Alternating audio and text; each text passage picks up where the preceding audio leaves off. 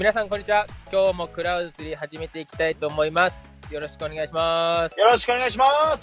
前回も結構長く喋ったね。長かったね、ブルーベックレース編。やっぱ前回はなんかこう南部の個人的感じでほぼそうだけど、ダークなというかなんかこう海みたいなものが晴らしてたから、結構ボリューミーな回になったよね。そうだね。抑抑えたつもりだったんだけど。まあ抑えたつもりだし、全然、南部の生の声を、収録してない時にいろいろ聞いたけどさ、正直これは裏の裏までは伝わりきってないよ。まあそうだね。まあそこまで逆に伝わっちゃったら俺もう多分浦安行けなくなっちゃうし。浦安市がもうできんか。そう、しかも難しいよね。なんかめっちゃ好きなとこもあるからいっぱいたくさん。そう、ただちょっとそういうなんか人間ってさ、いいところよりもさ、ちょっとなんか悪いことっていうか、ちょっと悔しかった思い出の方が残るじゃん。だからそこがこう先行して頭によぎっちゃったっていう部分もあるから。でも、好きなところっていうのはすごく、伝わったし、多分リスナーの人にも届いてると思うから、あとは、悪い話っていうところは、ぜひ、直で聞いてもらえればって感じ。そうだね。ってことで、前回は、プロ3年間経った。で、2チームが消化したってことだと思うんだけど、今回は、南部のプロ生活大卒から含めて4年目、3チーム目、FC 大阪編に移りたいと思うんだけど、FC 大阪っていうのは、実際どういうチームで、どういった、なんかこう、思い出というか、どういった1年間だった？FC 大阪のチームのことで言うと、その時、その前に所属したブリオベッカーレースっていうチームと同じカテゴリーの JFL に所属したチームで、ブリオベッカー辞めて、チームを探してる時に声かけてくれたのね。なるほど、なるほど。そう。で、俺、JFL で試合した中で一番強いチームだなっていうのを感じたのが FC 大阪だったの。言ってたよね、前回でもね。そうそう、うまいなとかはあったんだけど、なんか嫌だなというか、怖いなというか、なんかこう迫力を感じたのが FC 大阪で。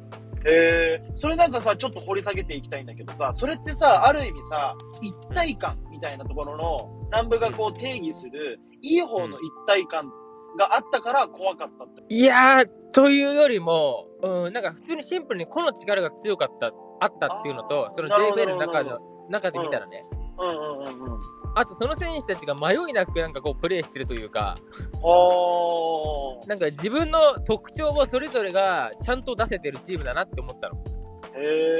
なるほどなるほど。やっぱ関西っていうのもあったんだろうけど、そのなんか怖いものないんだろうなこのチームみたいなのも感じて。イケイケゴーゴーみたいなこそと？う。でやってる俺らからすると、俺あんなになんかこう圧力を感じたチームは他の JFL ではなかったわけ。なるほど。だからなんかそういうチームのから声かけてもらったのは、なんか行きたいなと思ったし、シンプルにその優勝争いをするチームだと思ったし。なるほどなるほど。そうやっぱ自分が降格して自分では自信あったけど、やっぱ世間から見たら JFL で降格するチームの一選手っていう風に見られちゃうから、自分が今後ステップアップしていくときに、やっぱり優勝させるとか優勝争いできるチームでやっぱ主力として試合に出て、なおかつ結果を残すっていうのがまず一番大事なことだなと思ったから、そこでその FC 大阪っていうのは本当にぴったりハマったから。なるほどね。FC 大阪っていうのはリーグの中でももうずっと上位。そうだね。で今はもう上がって今 J リーグにいるんだけど。やっぱりじゃあそういうのはあるんだ。そう、その時も俺が来る前の年はなんか3位か4位とかで、俺が入った時は2位だったの。でも本当に J リーグに上がるのは時間の問題だなと思った。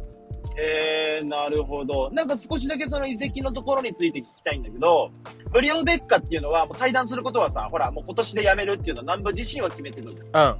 で、それでチームが降格も決まって、リーグ戦も全部終了して、南部がもう退団が決定した時には、FC 大阪っていうのはもう決まってた。決まってない。まだ決まってないんだ。決まってなくて、俺もチーム探してて、で、いくつかのセレクション受けたりしてて、で、その、どっかのセレクション行った帰りかなんかに、その FC 大阪のスタッフの方が連絡がくれて、来ないかみたいな。その来ないかっていうのは、何を買って来ないかっていう誘いだった？まず、そもそも最初は別に多分俺を取るとかなかったと思うんだけど、その FC 大阪にいた選手が一人なんかこうカテゴリーを上 J リーグのチームに移籍したのかな。移籍して、でそのポジションが空くっていう話で、でそこのポジションにハマる選手を同じカテゴリーから探してる中で俺をピックアップしてもらってくれたらしいのね。でその理由が、ホームアンダーウェイで2試合、FC 大阪と試合したんだけど、その1試合は俺点取って勝ったわけ。FC 大阪に？そう、1点俺が取って、1回俺がもらった PK をチームメイトが決めて2対1で勝った試合だったの。で、もう1試合が負けちゃったんだけど、なんかクロスボールを俺がヘディングしてバーに当てたの。で絶対に決めなきゃいけないシーンだったんだけど、それをそのチームのスタッフなのか会長なのかが覚えててくれたらしくて、それでその移籍しちゃった選手とポジションも被ってるしっていうので俺に声かけてくれたらしい。ポジション被ってるっていうのはそこで言うとポジションはどこだった？右サイドハーフかな。ウィンガーみたいな。ウィンガー。なるほどなるほど。じゃあ FC 大阪の結構上層部の人が南部のことを前回の試合で知ってて、でそれで声をかけてくれた。でも面白いのが入るじゃん。入った時にそのマネージャーみたいな、GM みたいなさ感じの方に、監督って僕のこと知ってますかみたいな。でもちろん知ってるよみたいな。その監督の了解なしで選手取らないよって言われたの。で、よかったって安心して、初日の練習で監督に呼ばれて、ごめん、名前聞いていいってそれで、得意なポジションどこって聞かれて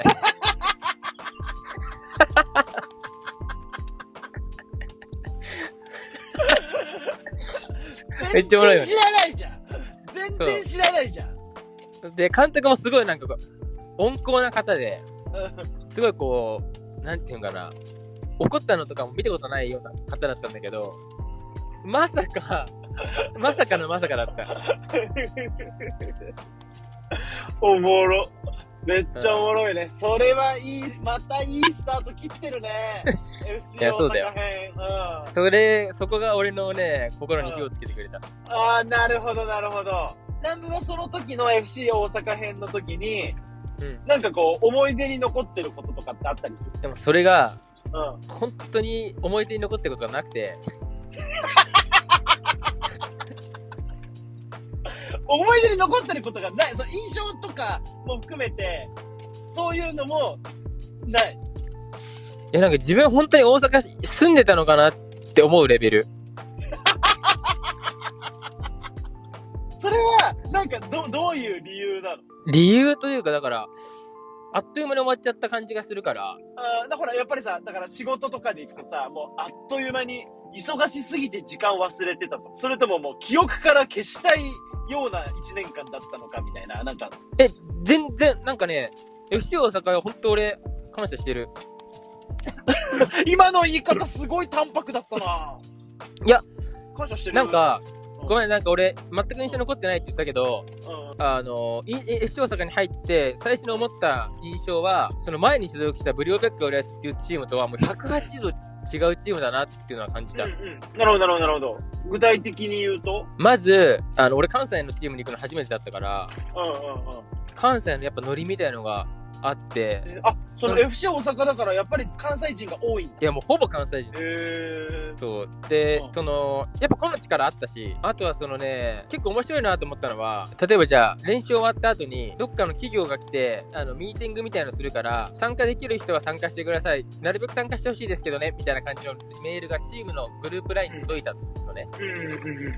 でその前に所属したブリオベッカのだともうそこに行かないなんかまずありえない話だったの。なるほど。そこに行かないとなればもう次の日、まあいろんなこと問題になるじゃないけど感じだったんだけど、 FC 大阪は俺はもう当たり前のように行くじゃん。じゃほぼ選手来てないわけ。でなんで来てないのかなって思ったら、その来てる選手になんで来てないのって言ったら、いや来へんやろみたいな、だって強制ちゃうしみたいな。いいねー、好きだなー。そう別にええやろみたいな感じなの。別に来たい人だけこれええやろみたいな。好き。そう。その感覚。こういう感覚なんだと思って。全然違うなと思ったりもしたし、あと試合の時に、例えばじゃあ前半、勝ってて、ハーフタイムになりました。ってなって、ハーフタイムに戻ってきたら、なんかその選手たちが、うわ、今日の試合余裕やみたいな。いけるやろみたいな。イージーゲームやみたいな感じで言ってたりする人もいたの。で、例えばじゃあ、ブリオベッカだと、いや、1対0で勝ってるけど、逆転されるかもしれないし、次の1点大事だから、もう一回気を引き締めていこうぜみたいな感じになるんだけど、大阪は、いや、今日余裕やみたいな感じだったりとか、例えば、負けて折り返したとしても、ハーフタイムの時に、いけるわみたいな。余裕やみたいな。全然相手強ないし、みたいな感じなの。なんかそういうなんかこう、マインドセットの部分だったりとか、あとはまあ、例えば練習も全然違った。雰囲気がってこと？やり方が練習の戦術的なもの。なんかその練習も、FC 大阪の方がもう全然強いなと思ったの、俺。一緒にチーム入って。でも練習は全然ブリオベッカの方が練習の質が高かったの。高いくはないけど、一生懸命やってた。FC 大阪はすごい抜くじゃないけど、練習は練習として捉えてやってるみたいな。ただ、本番になった時に、ブリオベッカの選手は本領発揮できないのに、大阪の選手は試合になった瞬間に練習とは全然違ったこのパフォーマンスを出せるみたいな。なんかそういうところも、もう全然、もう180度違った。なるほど。それって、いい悪いとかそういうことではなくて、もう結構、マインドセットが結構違うから、そのチーム雰囲気にも影響出てる。そうそう、いい悪いはもう全然、そこはさ、それぞれだからいいんだけど、言うつもりないんだけど。ちなみにさ、南部はどっちというか、そういう、その雰囲気に対してはあった方なの？やっぱ俺は、FC 大阪の方が好きだった、その雰囲気は。好きっていうのは、そのなんかこう、あんまり変なことを気にしなくてよかったから。そうそう、だから別にチームのことを気にして行動するとか、何か言われたらどうしよう、これ行かなきゃどうしよう、行かなきゃいけないなとか、そういうことをいちいちなんかこう気にしなくて済んだから、なんかこう気が楽というか、そんな感覚はあった。なるほど。ちなみにさ、南部はさ、FC 大阪ここはポイントなんだけど、試合に出てた？試合にはね、30試合ある中から26試合出させてもらって、スタメン3試合ぐらいは途中からだったかな。ただ自分のそのシーズン始まる前のノルマで、俺1年でFC 大阪はちょっと、辞めるっていうか、1年だけステップアップの場として、所属させてもらうっていう覚悟で行ったの。で、その中の条件として、30試合リーグ戦がある中の25試合出ることと、あと公式戦で10点以上取ることと、あとチームが優勝争いできたら、その3つの条件を満たしたら、俺は1年で辞めるって自分で決めてたの。そうで、25試合はクリアできて、あと公式戦10得点以上っていうのはクリアできなかったんだけど、8得点だったの。で、優勝争いするっていうのは、2位で終わったから、優勝争いはしたわけ。なるほど。そうそう、だからそこはクリアできたから、俺はそこで最終的には辞めたんだけど。なるほどね。じゃあ出たし、ある程度こう、もう自分の中で目標を設定した中では、いいステップアップのチームになったんだよね。そうそう。だから、得点はできなかったけど、俺の中では、もうここのタイミングで、と思ったチームだった。ほら、なんかさ、記憶はないとはいえど、なんかこういうなんか反発があったりとか、喧嘩したとか、こんないいことがあったみたいな、なんかそういうところってこう、節々印象に残ってることはあったりする？まず、喧嘩は、なんかね、やっぱ関西だからね、相手チームとかに対して口めっちゃ悪いわけ。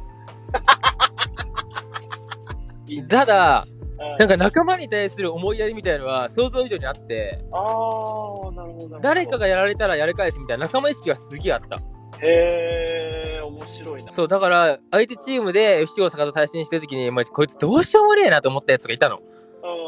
口悪いし。でも、いざチームメイトになってみたら、こんな仲間思いのやつだったんだ、みたいな。なるほど。こととかもあったし。面白い。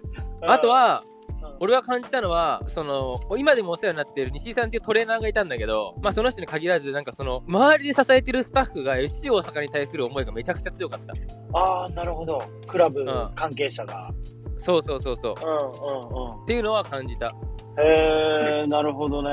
じゃあ結構こう、アットホームなというか。そこはどうなのかな。結構ね、大卒の選手がいっぱい取ってたんだけど、やめていく人もめっちゃ多かった。それはなんで空気が合わなくて？いや、っていうか、なんだろう。そもそもこう、チームに所属してる人数が多くて、試合に出れる人も限られるじゃん。そうでやっぱ出れない選手とか大卒の選手ってそれでお金をもらってサッカーやってるっていうのも本当サッカーはお金もらわずやって仕事で生計立ててるみたいな選手も多かったから。そっか。そうなるとなかなか難しくて、あと当時はもう出れる選手出れない選手を練習も全く別とかもあったから、そうなるとなかなかモチベーション的にも難しいじゃん。なるほどね。そうなんかあとはその人たちにちょっと思ったのはやっぱ大学卒業してサッカーをやるっていうのはもう中途半端な覚悟じゃできないわけよ。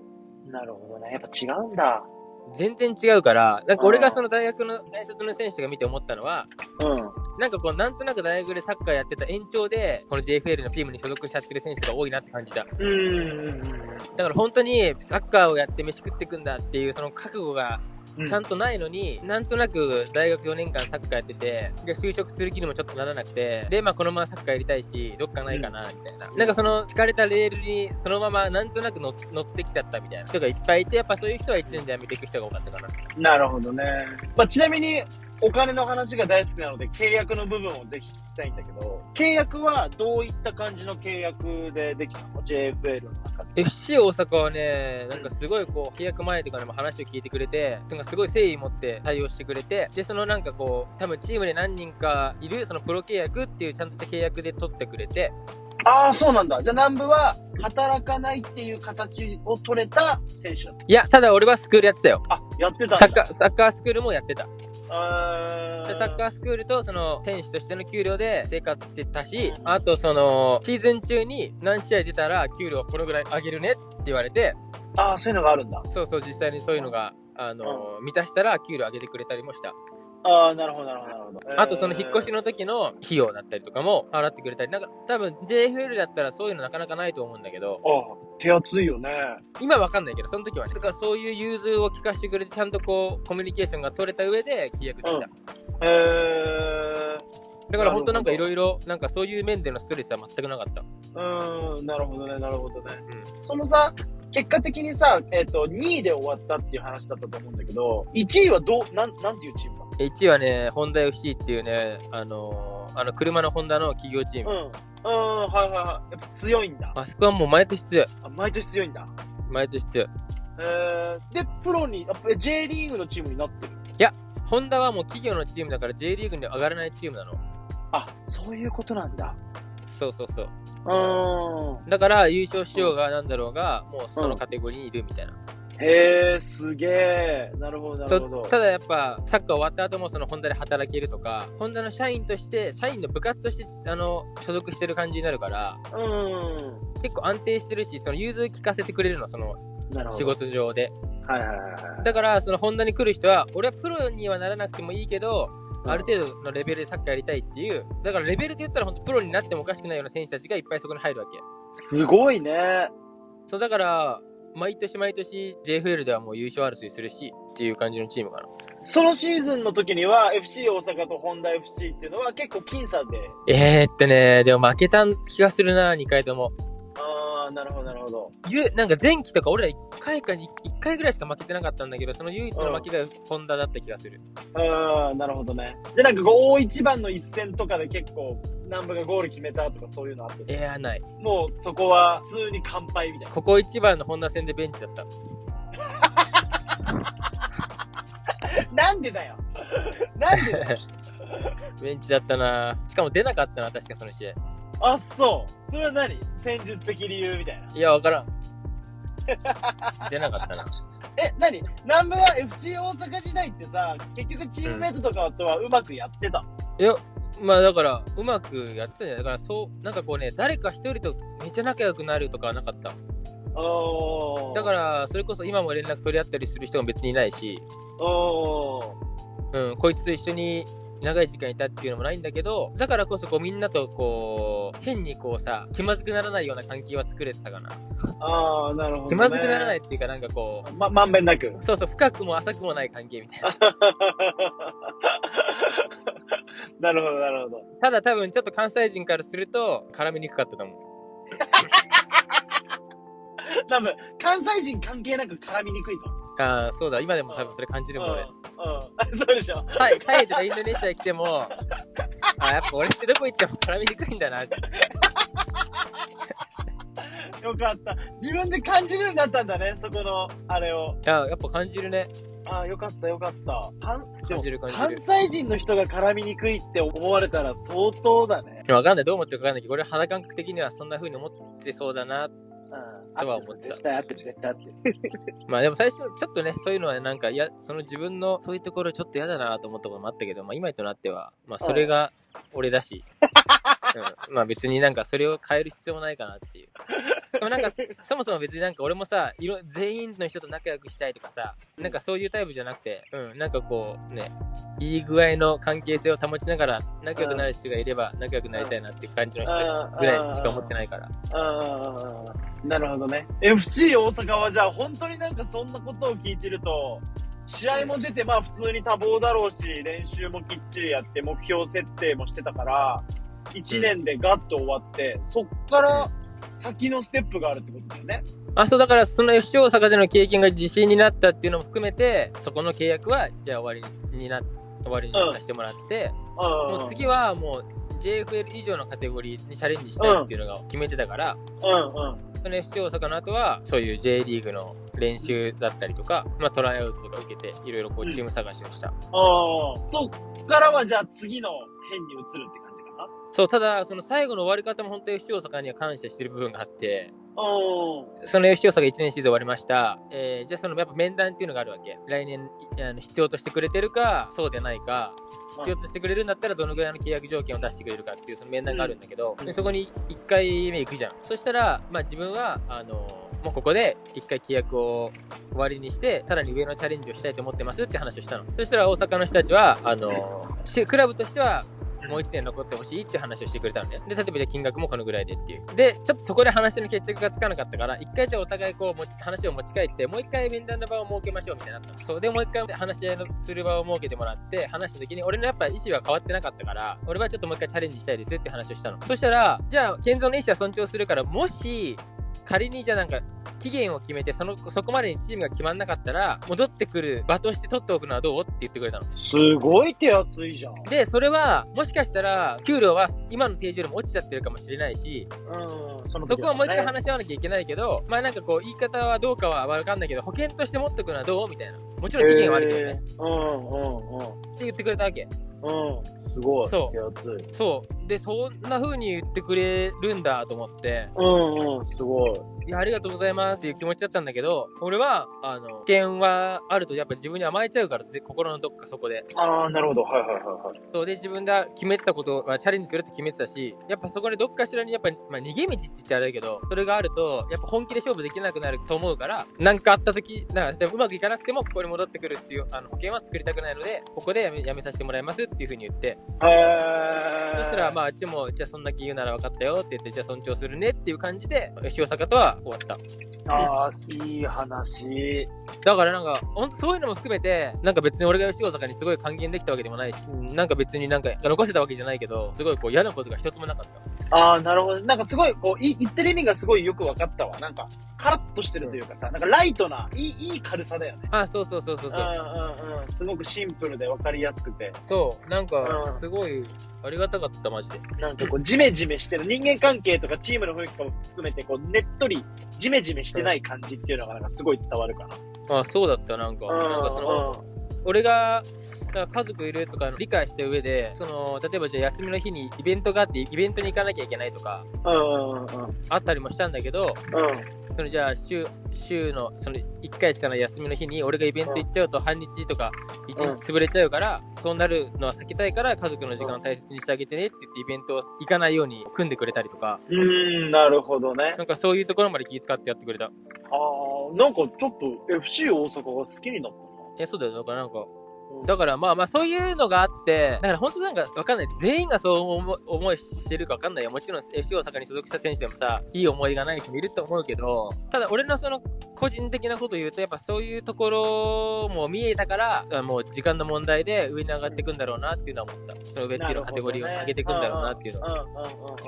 あとやっぱそこまでこうしっかりというか、その手厚い、ね、南部に対してはこう、しっかりサポート体制が取れてると、確かにこう甘えてしまうなっていうのも今聞いててよくわかるな。そうそうそうそう。なるほど、なるほど。そうすると、次のフェーズっていうのは、どういった感じにちょっとちらっとなってくるかもしれない。いや、もう FC 大阪終わってから、まあ、本当に、もう空白の8ヶ月だよね。空白の8ヶ月何それ人生の中で。フリーター、2位と8ヶ月。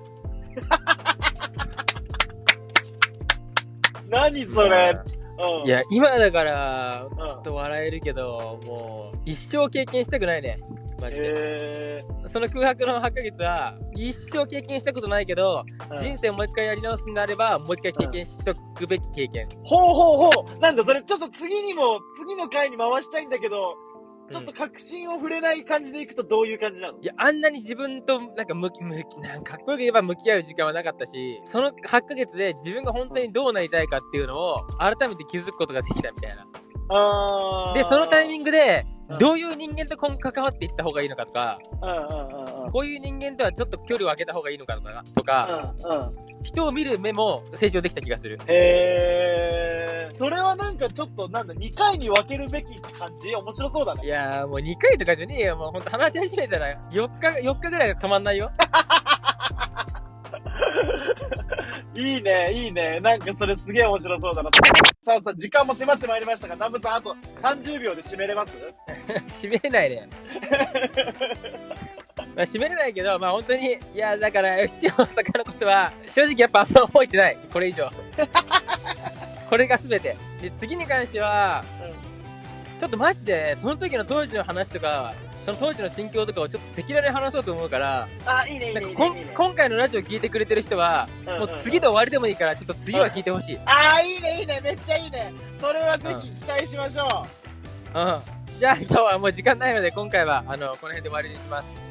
クレアウ3は、Twitter をやってるので、何かあれば、DM や、メッセージお待ちしております。